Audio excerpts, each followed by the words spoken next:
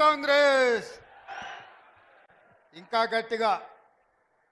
జై కాంగ్రెస్. మిత్రులారా,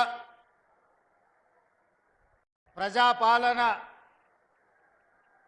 ప్రగతి బాటలో కార్యక్రమంగా ఈనాడు నారాయణపేట శాసనసభ నియోజకవర్గంలో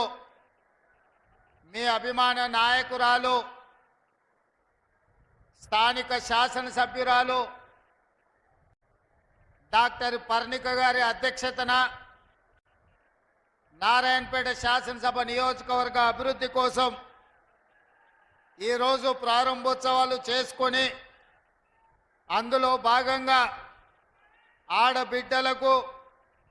ఆలంబన ఇవ్వాలని,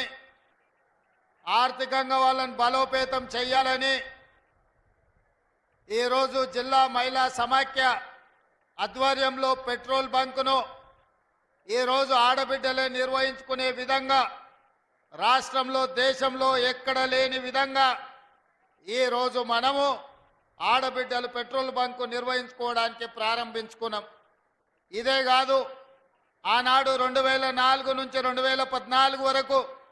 తెలంగాణ రాష్ట్ర ప్రాంతంలో 25 లక్షల ఇందిరమ్మ ఇండ్లు, పేదవాడి ఆత్మ గౌరవం ఇందిరమ్మ ఇల్లు అని ఆనాడు తండాలలో, గూడాలలో, మారుమూల పల్లెల్లో ఉన్న పేదలకు, ముఖ్యంగా దళితులకు, గిరిజనులకు, ఆదివాసీలకు, బలహీన వర్గాలకు, మైనారిటీలకు, మహిళలకు ఇందిరమ్మ ఇండ్లు ఆనాడు ఇస్తే 10 సంవత్సరాలు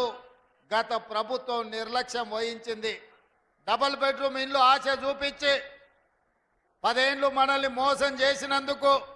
తగిన గుణపాఠం చెప్పి ఈనాడు ప్రజాపాలన తెచ్చుకుంటే తెలంగాణ రాష్ట్రంలో మంత్రులు పొంగులేటి శ్రీనివాసరెడ్డి గారి నేతృత్వంలో ఈరోజు 5 లక్షల ఇండ్లు దాదాపుగా తెలంగాణ రాష్ట్రం నలుమూలల ప్రతి నియోజకవర్గానికి దాదాపుగా 3500 ఇండ్లను ఇవ్వాలని ఈరోజు నిర్ణయం తీసుకొని ఆ